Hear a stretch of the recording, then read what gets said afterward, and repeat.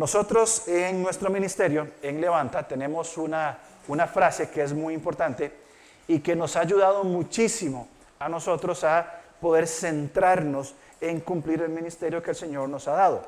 La frase es que no podemos tratar, no podemos cuidar aquello que no hemos identificado. Cuando encontramos a una persona en la problemática de la violencia doméstica, muchas veces cambia el panorama cuando se identifica, cuando se le pone un nombre. Lo que está pasando es esto y sucede por esto y esto. Y aunque no se soluciona todo el problema, sí que es un gran aliento para la persona poder identificar, ponerle nombre. Una vez identificado y nombrado, entonces ya el procedimiento vamos a decir que es un poco más claro en cuanto a lo que tenemos que hacer nosotros en nuestro ministerio. Ahora, esta verdad también sucede con los falsos maestros. Nosotros no podemos denunciar, no podemos confrontar una falsa enseñanza si no la logramos identificar. Por eso es muy importante que nosotros podamos identificar puntualmente cuáles son las enseñanzas, cuál es la anatomía de estos falsos maestros para que podamos tener un ojo crítico. No un ojo acusador ni de juicio, porque el juicio no nos corresponde a nosotros, le corresponde a Dios. Pero sí un ojo crítico, un ojo sensible de poder decir esta enseñanza, y déjeme ampliar un poco más el espectro, esta enseñanza, este libro, esta música, vamos a usar términos modernos, este creador de contenido, está transmitiendo una falsa enseñanza. Y la única forma que podamos continuar con esa frase es porque las Escrituras dicen, porque la palabra de Dios dice. Y podemos tener una completa seguridad en que lo que la palabra de Dios enseña es la verdad. Acompáñame por favor a Juan capítulo 18 para que reflexionemos muy rápidamente sobre este concepto de la verdad. Nosotros entendemos, o más bien el mundo en que vivimos, el mundo metamoderno en que vivimos, dice que la verdad es relativa y que cada cual puede crear su propia realidad, lo cual es una completa mentira. La verdad no se crea. Ha sido ya revelada por medio de Jesucristo y por medio de su palabra. Ahora, en Juan capítulo 18 hay una pregunta muy interesante. ¿Qué es la verdad? ¿Qué es la verdad? La filosofía, allá en los tiempos antes de Cristo, comienza a preguntarse ¿y qué es la verdad? Y a partir de esa pregunta se derivan una serie de filosofías, de posturas, de teorías, de posibles respuestas, y ninguna, por supuesto, haya una respuesta satisfactoria hasta el día de hoy. En Juan capítulo 18, Jesús está con Pilato, llevado por los judíos frente a Pilato, y le llevan de madrugada, y fíjese a partir del versículo 33, dice, entonces Pilato volvió a entrar en el pretorio, llamó a Jesús y le dijo, ¿eres tú el rey de los judíos? Jesús le responde, ¿dices tú esto por ti mismo o te lo han dicho otros? Es decir, ¿lo que dicen lo crees o es porque otros te lo han dicho? Pilato le respondió, ¿soy yo acaso judío? Tu nación y los principales sacerdotes te han entregado a mí. ¿Qué has hecho? Fíjense la respuesta de Jesús. Jesús no responde en su defensa, diciendo, no, yo no he hecho nada. Son estos judíos que me quieren matar. Él no dice eso. Él dice, ante la pregunta, ¿qué has hecho? Él responde, mi reino no es de este mundo. Si mi reino fuera de este mundo, mis servidores pelearían para que yo no fuera entregado a los judíos.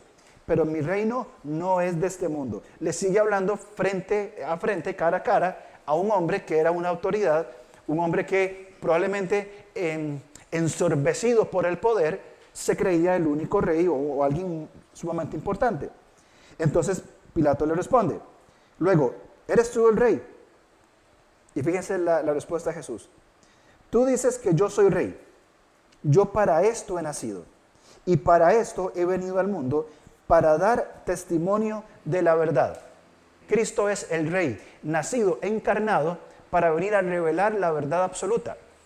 Pilato era un rey puesto por los hombres y que como a conveniencia lo pusieron, a conveniencia lo podrían quitar. Jesús declara quién es Él, cuál es su identidad. Yo nací o yo me encarné para ser rey. Y dice, y vine para dar testimonio de la verdad. Todo aquel que es de la verdad oye mi voz. La persona que ha se ha dispuesto a entender la verdad, va a llegar a la conclusión que la verdad es Jesucristo. Es la única verdad, descendida del cielo en carne y revelada por la Escritura y revelada por la palabra de Dios. Ahora, fíjense qué frustrante la respuesta que le da Pilato y la actitud que él tiene frente a Jesús. Cuando Jesús dice, todo aquel que es de la verdad, oye mi voz. Le dijo Pilato, ¿qué es la verdad? Y esto se da en un tono, yo lo percibo un tono sarcástico, en un tono también con cierta frustración. Lo entiendo como cuando dice, ¿y qué es la verdad? Y se va. Ante la verdad, ante la manifestación de la verdad absoluta, no solamente en palabras, sino en hecho, la revelación de Jesucristo, Pilato no tuvo la capacidad de verlo. No quiso entender la verdad revelada. Vamos a 2 de Pedro. En 2 de Pedro, Pedro comienza a hablar y el propósito de Pedro es que el oyente o el lector pueda identificar rasgos morales e intelectuales del falso maestro.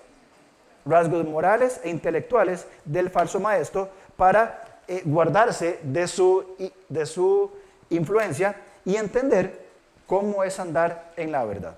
Entonces Pedro propone esto y Pedro nos va a decir 3 cosas de los falsos maestros. Pedro lo que va a hacer es que él va a hacer una anatomía. Él va a describir cómo se comporta un falso maestro. ¿Con qué fin? Con el fin de que los lectores, y hoy nosotros también, tengamos los principios específicos de cómo se ve un falso maestro para que podamos identificarlos, denunciarlos y confrontarlos. En el tema de los falsos maestros, al menos personalmente yo, no creo en la postura de decir, bueno, yo respeto su postura, pero no estoy de acuerdo. Yo no puedo respetar una postura que sea totalmente contraria a la palabra de Dios. Y necesito desmentir eso, con toda humildad y con todo respeto, como Pedro enseña o enseñó en la primera carta. Pero respeto su derecho a la opinión, tal vez a lo máximo, pero no puedo respetar una opinión donde hay una degradación de la verdad para intereses propios. Y muchas veces por ser, no sé si la palabra es correctos, no decimos nada, rehusamos a decir las cosas por temor, por ignorancia, pero creo que si hay una revelación específica de esta anatomía, hay un llamado también para nosotros para identificar, denunciar y confrontar a estos falsos maestros que su fin es sumamente destructivo. E inclusive, déjeme hilar un poco más fino, si por alguna extraña razón, algún día, alguna de las personas que aquí estamos, sea Erwin, sea yo, sea Leo, sea quien sea, nos desviamos con estas características, que Dios nos guarde de eso y es nuestra oración diaria de mantenernos en la verdad, creo que como congregación están en la responsabilidad de denunciar esas cosas y de confrontar de una buena manera esas cosas, a una costa de nosotros mismos, porque es el compromiso con la verdad. Entonces Pedro va a decir que hay 3 cosas específicas. 1, tienen una arrogancia sin fundamento, son altamente arrogantes. 2, tienen una corrupción moral sin freno, su moralidad son inmorales, no tienen freno, constantemente buscan más caer en estas inmoralidades. Y su avaricia es sin disimulo, quieren más, más, más. Y usualmente ese querer más son 2 cosas, dinero y poder. Entonces, cuando usted ve una enseñanza de una persona en un gran lugar maravilloso, bien vestido, hablando muy bien, diciendo cosas muy interesantes, muy profundas, pero es una persona arrogante, y no hay razón para la arrogancia, haya una moralidad altamente cuestionable por hechos comprobados, y su avaricia sea visible, buscando dinero y poder, creo que estamos nosotros en todo el fundamento y todo el derecho de decir, este es un falso maestro. Y necesitamos desmentir esa mentira, esa falacia, confrontar, bien, y denunciar, y decir, esta persona es un falso maestro. Por ejemplo, mientras preparaba esto, me encontré con una mujer, Paula White, que es la asesora espiritual del presidente Trump. Y me la encontré en diferentes programas y en uno afirmó, junto con un cómplice, diciendo, estaban hablando y ponen un clip de la entrevista y dicen, entonces, un momento, le pregunta el entrevistador a ella, lo que acabas de decir es que Jesucristo no es el Hijo de Dios. Dice, correcto, porque todos nosotros somos hijos de Dios y todos nosotros podemos ser como Jesucristo. Eso es una tremenda herejía y una tremenda ignorancia bíblica. El corte después que hacen en una predicación de esta persona, hablando evidentemente desde la teología o de la falsa teología de la prosperidad, hablando de que si usted siembra, va a recibir, y que si da, tenía un número que se repetía, creo que eran 3.314. Si usted ofrenda $3.314, Dios le va a bendecir y le va a prosperar. Mentiras, herejía, poder. Y muchas veces, como hay todo un show armado, quizás nos pasen por alto estas cosas y no podemos ser ingenuos. Esa es la palabra, no podemos ser ingenuos en cuanto a las tantas falsas enseñanzas que hoy tenemos. Entonces, hablemos primero de esto primero. Muy bien, los falsos maestros tienen una arrogancia sin fundamento. Vamos a Pedro, por favor, y vamos a leer los versículos 10, capítulo 2, versículo 10, la segunda parte, hasta la primera parte del capítulo 13. Segunda parte del versículo 10. Atrevidos y contumaces, no temen decir mal de potestades superiores, mientras que los ángeles, que son mayores en fuerza y en potencia, no pronuncian juicio de maldición contra ellas delante del Señor. Pero estos, hablando mal de cosas que no entienden, como animales irracionales, nacidos para presa y destrucción, perecerán en su propia perdición, recibiendo el galardón de su injusticia, ya que tienen por delicia el gozar de los deleites cada día. Hay una corrupción se reconocen por una arrogancia sin fundamento. Primero, desprecian el señorío. Cuando hablamos de señorío, lo entendemos como el gobierno de Dios en todo lugar y en toda persona. Dios gobierna sobre todo el mundo. De hecho, si usted lee el Salmo 50, se va a dar cuenta al principio que Dios dice, yo no te pido ofrendas porque no tengo, porque todo lo que hay a mí me pertenece, todo es mío. Así que todo le pertenece a Dios y Él gobierna sobre todas las cosas. Entonces, estos falsos maestros menosprecian o desprecian el señorío de Cristo sobre este mundo. Lo rechazan, lo dice el texto puntualmente, en la segunda parte del versículo 10. Andan en concupiscencia, inmundicia, y desprecian el señorío. Ellos rechazan cualquier figura de autoridad, sea humana o sea divina. No les interesa.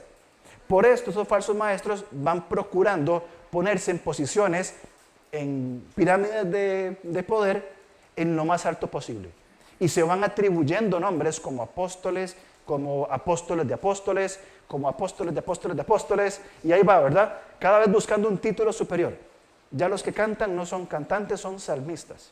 Ya los que enseñan no son maestros, son profetas. Porque van buscando ponerse sobre los demás, viviendo aún de esta arrogancia que ellos tienen. Vamos a Judas, unas hojitas más adelante nada más. En el versículo 8 encontramos una comparación con ese texto. De hecho, 2 Pedro 2 y Judas son muy similares en cuanto a contenido. Dice, versículo 9, pero bueno, leemos el 8. No obstante, de la misma manera, también estos soñadores mancillan la carne, falsos maestros, rechazan la autoridad y blasfeman de las potestades superiores. ¿Cuándo hemos escuchado a esos falsos maestros reprendiendo a Satanás?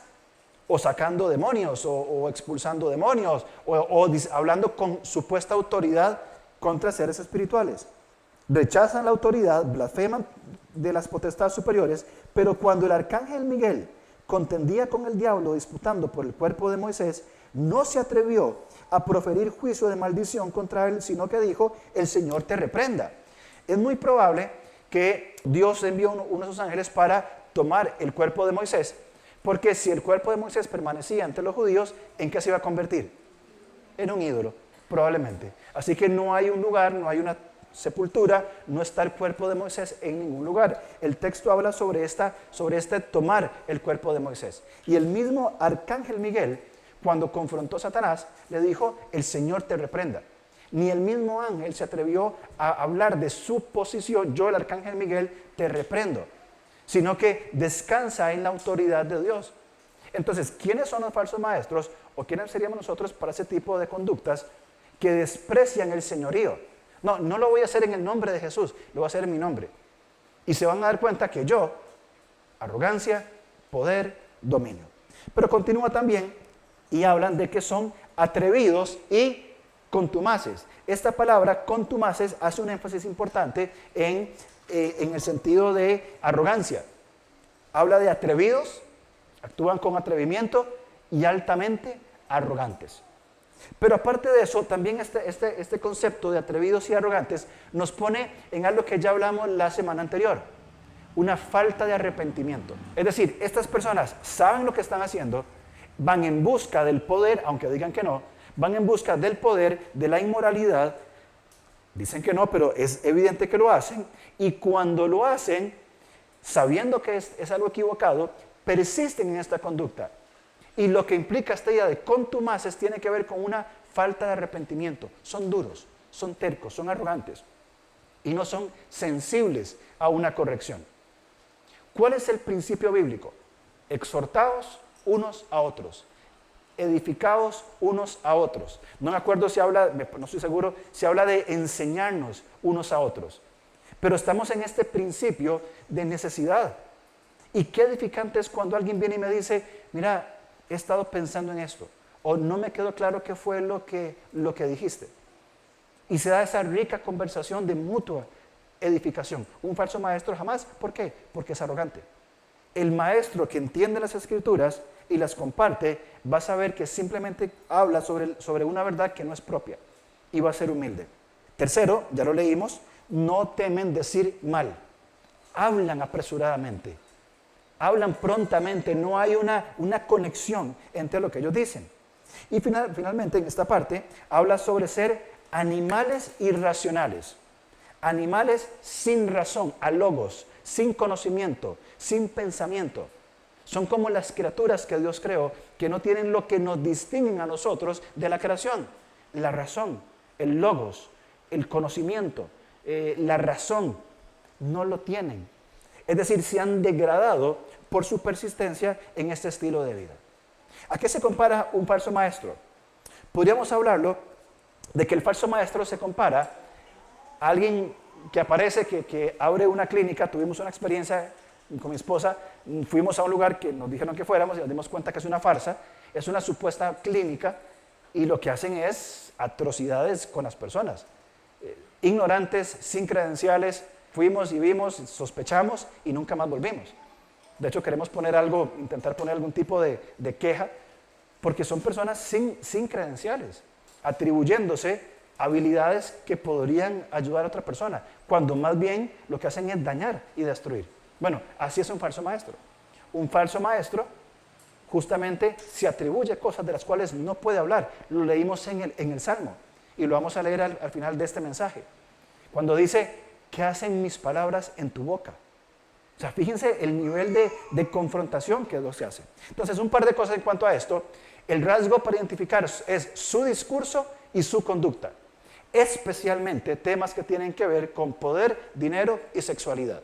3 cosas puntuales. Un maestro tiene que coincidir en su discurso y su conducta.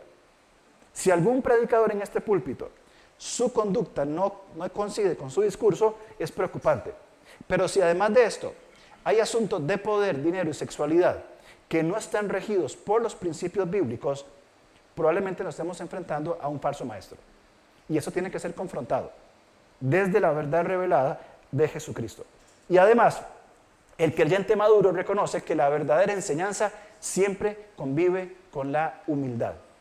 El maestro, el escritor, el cantante, el que hace contenido que va en línea con la palabra de Dios, necesita estar en sintonía con una humildad, no fingida, sino con una humildad expresada con su forma de vivir, con su cotidianidad, en la relación con su esposa, con sus hijas, con sus hermanos.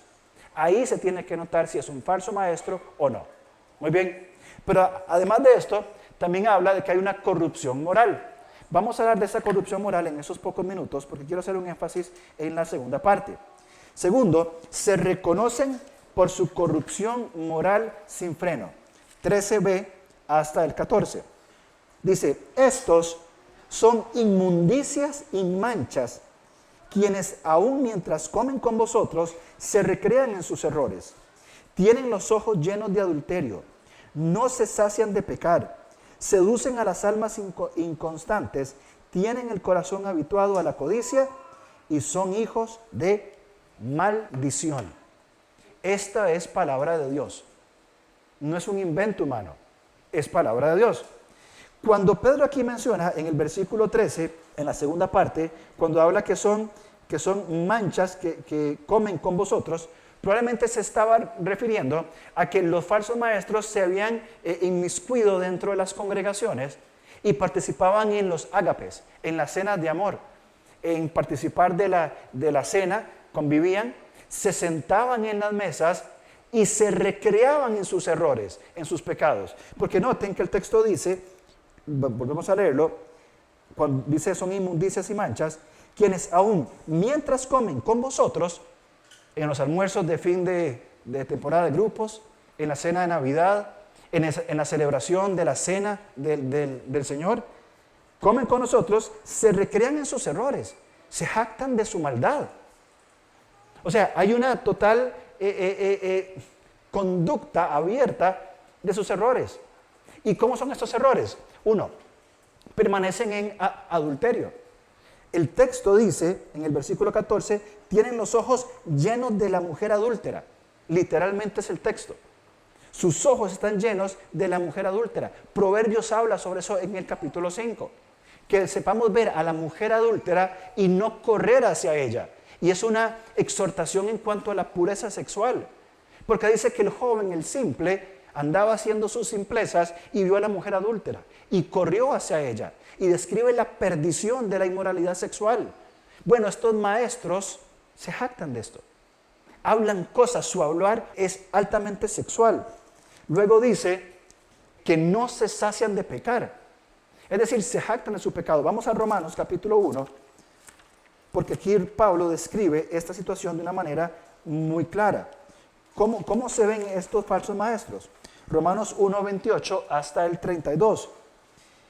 Y como ellos no aprobaron tener en cuenta a Dios, Dios los entregó a una mente reprobada para hacer cosas que no convienen. ¿Cuáles cosas? Estando atestados de toda injusticia, fornicación, perversidad, avaricia, maldad, llenos de envidia, homicidios, contiendas, engaños y malignidades, murmuradores, detractores, aborrecedores de Dios, injuriosos, soberbios, altivos, inventores de males, desobedientes a los padres, necios, desleales, sin afecto natural, implacables, sin misericordia, quienes habiendo entendido el juicio de Dios, que los que practican tales cosas son dignos de muerte, no solo las hacen, sino que también se complacen con los que los practican. Una mente reprobada delante de Dios. Así son estos falsos maestros. Y así se inmiscuyen y tal vez no van a hablar abiertamente de su inmoralidad sexual o de asesinatos. Pero sí, como Jesús dijo, cualquiera que mira a una mujer y la codicia en su corazón, ya pecó. Y cualquiera que aborrece a su hermano, ya lo asesinó en su corazón. Entonces hablamos de intenciones mucho más profundas, de esas líneas que se inmiscuyen en medio nuestro. Seducen a los inconstantes. ¿Quiénes son los inconstantes? Los nuevos creyentes, los débiles en la fe, los inmaduros, aquellos que están luchando aún con una doble mente y procuran conquistar por medio de argumentos a estas personas. Finalmente, están habituados a la codicia. Quieren más poder, más inmoralidad, más dinero. Y lo presentan desde un púlpito. En cuanto a esto hablamos de que la salud espiritual de una comunidad de fe necesita un liderazgo que no solo evalúe lo que el maestro dice, sino también cómo lo vive. Cuando nosotros como iglesia hablamos de esto, no es una linda frase para ponerla. Es que requerimos que, empezando por Erwin y por mí, por Leo, por Raymond, por todos los demás líderes de cada uno de los ministerios, por los maestros de escuela, de la clase de los niños, es importante entender que tenemos que evaluar lo que enseñamos y cómo vivimos. Y si en algún momento encontramos algo y lo confrontamos o nos confrontan a nosotros, una característica muy importante va a ser cómo respondo yo a la exhortación. Si yo respondo a esa exhortación con soberbia, con molestia, me siento atacado, me siento que está haciendo algo injusto, es una señal peligrosa. Pero si la respuesta es, no me he dado cuenta, mira, hablémoslo porque realmente no lo había entendido, es una respuesta en humildad, puede ser que esta persona, vamos a decirlo así, simplemente cometió un error y está dispuesto al arrepentimiento, a la restauración y a la corrección y volverse a incorporar al cuerpo de Cristo. Pero los falsos maestros persisten en el error. En la segunda parte vamos a hablar un ejemplo que todos conocemos, que es la historia de Balaam. Porque esta historia de Balaam, aunque está escondida en el libro de los números, Pedro, Judas y Juan en Apocalipsis tiene algo muy importante que decir en cuanto a él, a esta historia, en cuanto a Balaam, en el final de los tiempos. Los falsos maestros se reconocen, al menos en ese texto que Pedro nos deja, por su arrogancia sin fundamento, son totalmente soberbios, contumaces, sin arrepentimiento. Segundo, por su corrupción moral sin freno, persisten en una vida inmoral, dominada por la avaricia, por la parte sexual y también por el dinero. Pero en un tercer aspecto, también se reconocen por su avaricia sin disimulo. Van a ser avaros sin tener que disimular absolutamente nada. Leemos 2 Pedro 2, 15 y 16. Han dejado el camino recto y se han extraviado siguiendo el camino de Balaam, hijo de Beor, el cual amó el premio de la maldad y fue reprendido por su iniquidad, pues una muda bestia de carga, hablando con voz de hombre, refrenó la locura del profeta. Entendemos entonces que los falsos maestros van a caer en una práctica de una avaricia sin disimulo. No van a tener la más mínima preocupación por ocultar sus intenciones, sino que abierta y explícitamente van a buscar el dinero, el control y el placer sexual, sin ningún tipo de límite. Y lo van a hablar desde una manera abierta. ¿Cómo lo ilustra Pedro de esto? Pedro lo ilustra desde la historia de Balaam. Asumo que todos la conocen, la historia de Balaam. Asumo, espero. Y si no la conocen, estamos en problemas. Bien, pero para recordar, números 22 hasta el 24, Israel viene saliendo de Egipto, va por el desierto, y en un momento aparece un rey, el rey Balac, y él dice, este pueblo es mucho, ya tiene un historial de victorias, voy a buscar a un profeta al cual Dios le habla, que es Balaam, para que maldiga al pueblo.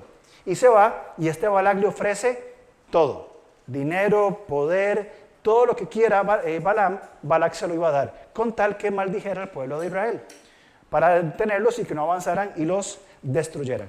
Balaam viene, y cuando ve la cantidad de dinero dice, aquí la hice. Aquí yo agarro esta plata, ya no me preocupo del plan de pensiones, estoy listo para el resto de mi vida. Dios le habla y le dice, te prohíbo que los maldigas. Pero ¿se acuerdan que Balaam le insistió varias veces a Dios? Bueno, voy otra vez. Es que, vean, Balac, tengo un problema. Dios no me deja. Yo quiero maldecirlos con todo mi corazón, pero Dios no me deja. Y Dios le dice, no va a ser. Él va, aun cuando Dios le dijo que no fuera. Y aquí es el episodio con el burro que se va desviando por el camino, se enfrenta al ángel de Jehová. Entonces conocemos, pero cuando llega el punto de maldecir y él habla, bendice. No puede decir maldición contra el pueblo de Israel. Pero el texto, vamos a Números capítulo 31, nos dice que nuestro amigo Balaam, si pudiera ser amigo nuestro, encontró otra forma de hacerse con el dinero que él estaba procurando hacerse. Números capítulo 31, versículo 15-16. Y aquí está, en otro contexto, se está hablando de otro asunto. Fíjense, versículo 15, vamos a ver desde el 14. Y se enojó Moisés contra los capitanes del ejército, contra los jefes de millares, de centenas, que volvían de la guerra. Y les dijo, ¿por qué habéis dejado con vida a todas las mujeres? He aquí, por consejo de Balaam, ellas fueron causa de que los hijos de Israel prevaricaron contra Jehová en lo tocante a Baal-peor, por lo que hubo gran mortandad en la congregación. ¿Qué fue lo que hizo Balaam? Como no pudo maldecir y cobrarle a Balac, lo que usó fue una estrategia satánica, diabólica, diciendo, si no puedo maldecir, yo te voy a enseñar cómo hacer caer al pueblo de Israel. Y lo hizo a través de la inmoralidad sexual. Que los hombres vayan y tomen mujeres paganas, mujeres que vivían en la zona de Canaán, mujeres sin arrepentimiento, mujeres que persistían o pueblos que persistían en el mal, y estas mujeres usando la sexualidad los van a conquistar y estos hombres van a caer, por tanto Israel se va a debilitar. ¿Qué es lo que Moisés aquí dice? Básicamente lo que Balac hizo fue, al no poder maldecir para cobrar, lo que hizo fue enseñar cómo poner tropiezo al pueblo de Israel para cobrar el dinero. Que probablemente, el texto no lo dice, pero probablemente cobró por este consejo que tuvo mucho éxito en el pueblo de Israel. Eso mismo hacen los falsos maestros. Van a buscar poner tropiezo, van a buscar hacer caer al pueblo para seguir cobrando y seguir haciendo su dinero. Vamos a Judas, totalmente al otro lado de las Escrituras, en el versículo 11. Porque Judas, aparte de Moisés, también cita a este hombre Balaam, que mucho se habla en la Biblia y poco lo hablamos de él, pero es importante considerar lo que él tiene para decir. Judas capítulo 1, les repito porque esto es muy importante, si usted va a seguir estudiando, Segunda de Pedro es casi idéntica, Segunda de Pedro 2 es casi idéntica al libro de Judas. Es realmente casi que un copy-paste de lo que ellos hicieron. Versículo 11, leo desde el 9 para entrar en contexto. Estos blasfeman de cuantas cosas no conocen, y en las que por naturaleza conocen, se corrompen como animales irracionales, como leímos en Pedro, como animales, como personas sin logos, sin razón. Ay de ellos, porque han seguido el camino de Caín. ¿Cuál fue el camino de Caín? El camino de la violencia y la traición. Y se lanzaron por el lucro en el error de Balaam, enseñar a poner tropiezo a los hijos de Israel. Y perecieron en la contradicción de Coré. ¿Se acuerdan esa historia de Coré? Coré vino y ofreció fuego extraño. Adoró a Dios de maneras que Dios no había establecido. ¿Y qué pasó con Coré y sus amigos? Totalmente aniquilados. Entonces, aquí Judas cita y dice, para leer exactamente, se lanzaron por lucro en el error de Balaam. Los falsos maestros siguieron el modelo de Balaam, que por lucro van a hacer cualquier cosa. Van a ofrecer cualquier cosa, van a prometer cualquier cosa y van a asumir consecuencias de cualquier cosa con tal de lucrar. Estas pseudoteologías que tenemos hoy de la prosperidad, por ejemplo, van a ofrecer prosperidad económica. Y sus discursos para nosotros que somos maduros parecen totalmente absurdos. Los podemos refutar fácilmente, pero hay muchas personas que son ignorantes y que no conocen. Personas que también o ignorantes o demasiadas ganas de obtener ganancias económicas sin mucho trabajo. Aquí la hago, si doy 5,000 y Dios me da 20,000, pues qué buen negocio. Entonces encontramos dos puntos muy, muy preocupantes en nuestras comunidades. Aquí cerca hay una iglesia de la prosperidad también, que está llenísima todos los domingos, que cuando yo paso por donde mis papás, tienen gente regulando el tráfico por la cantidad de carros que hay. Y yo nunca les doy campo, porque no voy a ceder a eso. Pero es un montón de gente lleno de carros, de gente, de cosas. Ellos hicieron una conferencia, que por el título que vi, pues no sé, ¿verdad? No era la gran cosa, pero estaban cobrando por entrada. O sea, cobraban por la entrada general, cobraban por entrada premium, o sea, por más días y por mejores lugares, y luego a los que no podían llegar ni a premium ni a popular, vendían el acceso por internet. ¿Usted quiere esto? Pague $40, $50. Ese es el camino de Balaam, lucrar con la fe. Pero al mismo tiempo que estos animales sin razón, texto bíblico, actúan de esta manera, hay un grupo de personas que sea por ignorancia o por avaricia, están siendo engañados por ellos. Y es nuestro deber seguir permaneciendo en la verdad y enseñando lo que el texto dice, porque no podemos nosotros simplemente callar como si esto no nos incumbiera a nosotros. Vamos más adelante en Apocalipsis 2:14, porque por cierto, cuando los no creyentes nos escuchan a usted y a mí decir que somos cristianos, ¿saben cuál va a ser el primer vínculo que van a hacer? Con la prosperidad. Y claro, si ser cristiano deja plata. Vea cómo andan, vea que ahora se va de viaje, vea qué bien que están. Ahí está ese primer vínculo. Apocalipsis capítulo 2, versículo 14, cuando el Señor habla por medio de Juan a la iglesia en Pérgamo, una iglesia que es descrita en el versículo 12, dice que el que tiene la espada aguda de dos filos dice esto. Pérgamo era una localidad muy permeada por falsas doctrinas. Por eso Jesús aparece como aquel que aparece con la espada de la palabra en la boca y que Él viene a marcar una profunda diferencia. Yo conozco tus obras y donde moras, donde está el trono de Satanás, pero retienes mi nombre y ya no has negado mi fe. Ni aun en los días de Antipas, mi testigo fiel, fue muerto entre vosotros, donde mora Satanás. Pero tengo unas pocas cosas contra ti, que tienes ahí a los que retienen la doctrina de Balaam. ¿Cuál es la doctrina de Balaam? Que enseñaba a Balac a poner tropiezo ante los hijos de Israel, a comer de cosas sacrificadas a los ídolos. ¿Se acuerdan que en Pedro dice que comían en los ágapes? Se cansaban de comer, eran obscenos comiendo. Y a cometer fornicación. Esta iglesia, dice Dios a la iglesia en Pérgamo, vean, ustedes no me han negado, aun cuando persiguieron a Antipas, y ustedes no me han negado, han guardado mi testimonio, pero están tolerando un grupo de personas dentro de su comunidad que persisten en la doctrina de Balaam. Y por esto yo voy a hacer juicio. Entonces, fíjense que hay dos cosas muy importantes. Esta advertencia que Dios hace aquí en Apocalipsis. Ustedes no han negado mi fe, han permanecido, pero no voy a tolerar que tengan esta doctrina. Y segundo, que también es bastante importante, esta doctrina se infiltra en las creencias de la comunidad.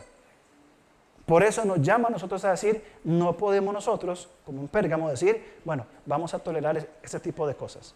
Por eso filtramos las enseñanzas, por eso escuchamos las enseñanzas, por eso lo fundamentamos desde las Escrituras. ¿Por qué? Porque no hacerlo podría ser que alguna vez se nos filtre algo. Para nosotros es muy difícil, y no quiero aquí jugar de muy exclusivista, pero cuando hablamos de a quién podemos invitar para predicar en conferencia misionera, ¿qué nos pasa? ¿A quién vamos a hacer? Porque no podemos darle un lugar donde va a causar mucha influencia desde una enseñanza. ¿Y si nos equivocamos? ¿Y si filtra algo que después va a costar mucho volver atrás? ¿Y si perjudica a la iglesia? Por tanto, quienes enseñamos tenemos una gran responsabilidad y juicio sobre nosotros de no hacerlo con la responsabilidad de vida. Asimismo, a quienes invitamos a predicar, es como vamos a tener mucho cuidado de quienes vienen, porque no vamos a permitir de ninguna manera este tipo de enseñanza. Volvemos a Pedro, y Pedro va a decir entonces en el versículo 15, él va a decir, se han extraviado siguiendo el camino de Balaam, hijo de Beor, el cual amó premio de la maldad, y fue reprendido por iniquidad, pues una muda bestia de carga, hablando como de hombre, refrenó la locura del profeta. En otro momento, acá en el versículo 15 dice, el cual amó premio de maldad. Esta palabra premio es muy interesante porque en el mundo griego tenía tres tipos de connotaciones. Bien, tenía que ver con un salario, con un pago, bien, dinero, un salario real. También tiene que ver con una recompensa por acciones éticas. Es decir, este premio tiene que ver no solamente por que recibo un dinero, sino por mis acciones éticas. Si es ético o no ético, también va a haber una retribución. Y teológicamente tiene que ver con una recompensa de Dios divina o de juicio. Entonces, cuando Balaam enseña a poner tropiezo al pueblo, hay un mistos, hay una recompensa de juicio sobre ellos. Pero si nosotros aprendemos a permanecer en la verdad, vivimos la verdad nosotros, lo comunicamos a nuestra familia, lo traemos a nuestra iglesia y permanecemos en esa verdad, nuestro salario, nuestra recompensa no va a ser económica, ni de dinero, ni de ninguna otra forma. Va a ser una recompensa dada por Dios. ¿Por qué? Por permanecer en la verdad. ¿Cuál es la recompensa de la verdad? ¿Esperar que Dios me bendiga mucho con el dinero que me va a dar después? No. ¿Que me va a dar una posición de poder y voy a ser mega espiritual? Tampoco. Yo creo que la recompensa de permanecer en la verdad es el mismo fruto de esa verdad vivida en nosotros.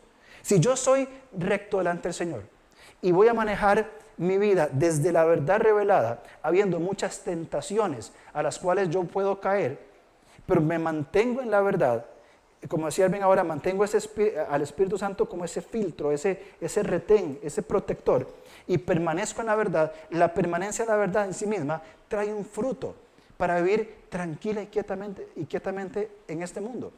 Y muy probablemente también un galardón eterno delante del Señor. Ven, siervo fiel, sobre poco has sido fiel, entra, pasa. Entonces, esa permanencia en la verdad es nuestra misma recompensa. El ir cada noche a dormir y decir, estoy en paz, busqué la edificación de mis hermanos, estoy cuidando a mi esposa, a mis hijas, de la responsabilidad que Dios me dio, ese es el mismo fruto, es el mismo recompensa. De no hacerlo y permanecer en el error, lamentablemente lo que viene es solamente juicio. Al final vamos a leer el Salmo 50 y vamos a notar cómo termina Dios ese salmo. Son palabras de Dios, no de hombre, aquellos que persisten en el error. El falso maestro de hoy no es alguien que sabe lo suficiente de la Escritura como para ser peligroso. Porque vamos a ver, no sé qué tanto conocimiento realmente van a tener, más que manipular ya con cosas hechas. Pero usa ese conocimiento al servicio de sus propios intereses económicos y de su popularidad. Eso es lo que va a buscar. Entonces, otra característica más en esta anatomía que estamos viendo de los falsos maestros, ellos van a buscar esto, ganancia económica y popularidad. Es lo que buscan, ser el primero, tener mucho dinero, que la gente le rinda pleitesía. Esto es muy común y muy interesante, sucede en África. Es común ver en África, un país tan golpeado por la economía en diferentes países, iglesias gigantescas, donde el pastor o el falso maestro entra con una corte de personas. Hay no sé si son guardaespaldas o qué es, pero hacen un show tremendo de gente, una corte delante, detrás, y entran como viendo que nadie los persiga, ¿verdad? Y el ungido entra, ¿verdad? Casi flotando, y se siente, y toda la gente grita y lo celebra, y cuando él pasa hay música, hay luces, hay cosas, guardaespaldas por todo lado, y comienza a jactarse, arma un show, y después se va otra vez con su corte, y nunca más aparece hasta la próxima actividad donde vaya a pedir dinero. Eso es lo que buscan. Y eso es lo que tenemos que detectar nosotros.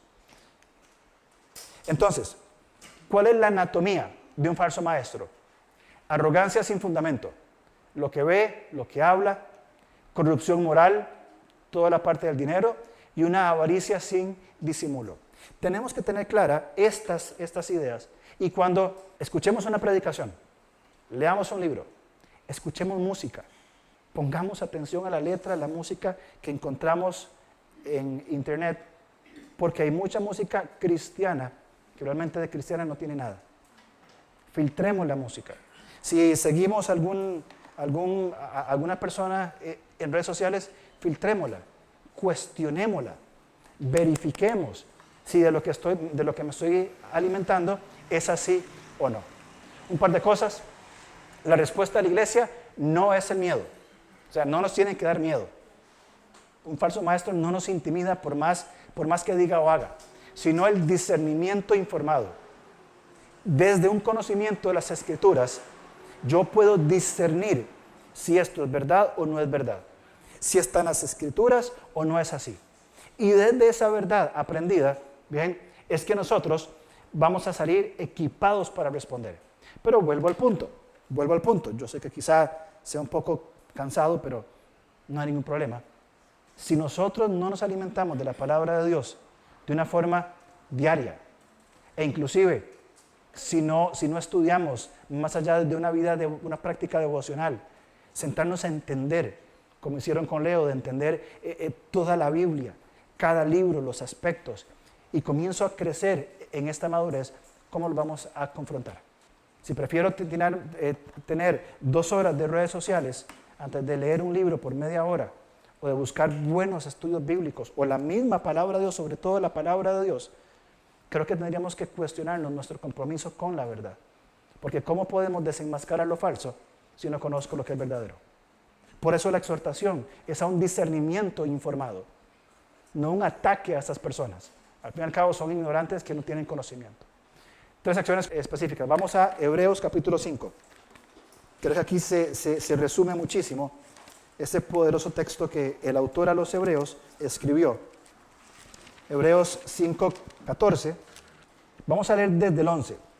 Dice, acerca de esto, está hablando el sacerdocio de Melquisedec, tenemos mucho que decir y difícil de explicar. ¿Pero por qué es difícil?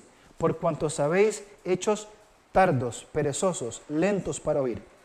Porque debiendo ser ya maestros después de tanto tiempo, tenéis necesidad de que se os vuelva a enseñar cuáles son los primeros rudimentos de las palabras de Dios, lo básico. Y habéis llegado a ser tales que tenéis necesidad de leche y no de alimento sólido. Todo aquel que practica de la leche es inexperto en la palabra de justicia porque es niño. Hay una exhortación a la madurez. Y el autor de los Hebreos dice, ha sido mucho tiempo de ser creyentes, de estar en ambientes de salvación, de abrir la palabra, de recibir, pero seguimos siendo inmaduros. Yo entendí con la experiencia de que probablemente no todos vamos a ser maduros, que probablemente no todos nosotros vamos a avanzar a una madurez en un discipulado, en un proceso de transformación, de compromiso y posteriormente de servicio. Probablemente no todos seremos así. Pero yo me lo planteo, si yo fuera cualquiera de las personas acá, o yo mismo digo, yo no quiero ser como la mayoría. No importa si mi hermano, mi hermana decidan quedarse ahí, ojalá que algún día realmente maduren en este aspecto, pero es mi responsabilidad no quedarme ahí. Se los pongo así, con lo que hemos hecho de ministerio, con 20 años de servir, yo creo que yo podría echarme panza arriba, relajarme y no estudiar más. Y con lo que sé, me la juego lo que me quede aquí hasta que me pensione, si me pensiono o si me pensionan. Pero sería sumamente irresponsable de mi parte, no como pastor, sino como hermano en la fe, no seguir dependiendo del Señor para edificar a mi esposa, a mis hijas y a mis hermanos. No como pastor, como hijo de Dios. Porque yo mañana renuncio o me echan o lo que sea y sigo siendo un hijo de Dios. Y debería tener el mismo compromiso de conocer la verdad para vivirla y transmitirla y defenderla. Pero aquí el autor dice, después de tanto tiempo, Alonso, seguí siendo inmaduro en la fe. No me he puesto a trabajar fuertemente en esto. 14. El alimento sólido es para los que han alcanzado madurez, para los que por el uso tienen los sentidos ejercitados como en un gimnasio. Aquí la palabra es gimnasio, es la palabra donde se origina la palabra gimnasio. Un lugar de entrenamiento donde se repiten los ejercicios una y otra vez. ¿Ejercitados qué? En el discernimiento del bien y el mal. Solo por el entrenamiento, quienes van a entrenar saben que la repetición es fundamental. Y es aburrido repetir lo mismo, pero es lo único que trae fruto. La repetición en el estudio, la lectura, el repaso, es indispensable para la madurez. Segundo, observar el patrón de los falsos maestros, no solo sus palabras, lo que dicen y cómo actúan. Puse un ejemplo, Paula White, lo que dice y cómo actúa, es un falso maestro. Y sin temor lo podemos decir porque estamos sustentados por la verdad. Tercero, proteger a las almas inconstantes de la iglesia, los nuevos creyentes, los heridos y los inestables. Romanos 14 habla de que hay hermanos entre nosotros más débiles. Y los que son más fuertes tienen la responsabilidad de cuidar de los más débiles. Y esto requiere compromiso de los más fuertes. Si usted es fuerte en su fe, usted tiene un compromiso de cuidar de los más débiles. Y si usted es débil en la fe, usted tiene la responsabilidad de ser abierto a la exhortación en amor de los que son más fuertes para mutua edificación, esperando no permanecer mucho tiempo en ese estado de debilidad, sino de comenzar a madurar y posteriormente este que antes era débil y hoy es fuerte puede cuidar de los débiles. Romanos 14 y 15 ahora en cuanto a esto. Vamos al Salmo 50, por favor. Después de lo que hemos hablado hoy, quiero volver a leer este Salmo maravilloso y marcar, es más, solamente leerlo, vamos a entender cuál es el punto de lo que quiero marcar en esta mañana. Salmo 50, versículo nada más 1 y 2 primero y luego saltaremos más adelante. El Dios de dioses, Jehová ha hablado y convocado a la tierra, desde el nacimiento del sol hasta donde se pone. De Sión, perfección de hermosura, Dios ha resplandecido. Y va a comenzar a hablar al pueblo que sigue al Señor diciéndole, yo no les pido nada porque me haga falta, es porque soy dueño de todo. Pero en el 16 cambia. Pero, hay un giro en el discurso, pero al malo dijo Dios, ¿qué tienes tú que hablar de mis leyes? Al falso profeta, ¿qué tienes tú que hablar de mis leyes? ¿Y qué tomar mi pacto en tu boca? Pues tú aborreces la corrección, falta arrepentimiento, y echas a tu espalda mis palabras. Si veías al ladrón, tú corrías con él, y con los adúlteros era tu parte. Descripción de los falsos maestros. Tu boca metías en mal, y tu lengua componía engaño. Tomabas asiento y hablabas contra tu hermano, en los ágapes, en las cenas, en las comidas. Contra el hijo de tu madre ponías infamia. Estas cosas hiciste, y yo he callado. Pensabas que de cierto sería yo como tú, pero te reprenderé y las pondré delante de tus ojos. Entended ahora esto, los que os olvidáis de Dios, no sea que os despedace y no haya quien os libre. Fuerte exhortación del Señor hablando contra quienes permanecen en la falsa enseñanza, contra falsos maestros. No sea que os despedace y no haya quien os libre. El que sacrifica alabanza me honrará, y al que ordenare su camino le mostraré la salvación de Dios. Resalto y termino con esas últimas dos líneas. El que ordenare su camino, le mostraré la salvación de Dios. ¿Qué tan ordenado está nuestro camino delante de Dios? ¿Qué tan ordenada es nuestra procura de la intencionalidad de buscar la presencia de Dios? ¿Qué tan ordenada es nuestra vida completa, todo en torno a la persona de Dios? ¿Qué tan ordenada? Esta semana, hermanos, oramos para que sepamos ordenar nuestro camino alrededor de Dios y que nos muestre su salvación. Padre, en esta mañana oramos agradecidos por tu palabra, porque tú nos enseñas, Señor, verdades duras. Señor, nos pones de frente a un compromiso realmente, Señor, importante. Padre, ante todo lo que hemos visto hoy, queremos orar, como tú escribiste en los Salmos. Señor, queremos ordenar nuestro camino delante de ti. Confesamos, Señor, que ha sido un camino desordenado, un camino débil, un camino desinteresado o un camino ordenado, Señor, alrededor de otras muchas cosas, quizás hasta buenas, pero no eres tú, Señor. Padre, oramos para que nosotros como iglesia, como individuos, como tus hijos, sepamos ordenar nuestro camino alrededor de ti, Señor, para ver tu salvación. Señor, para ver y vivir la salvación.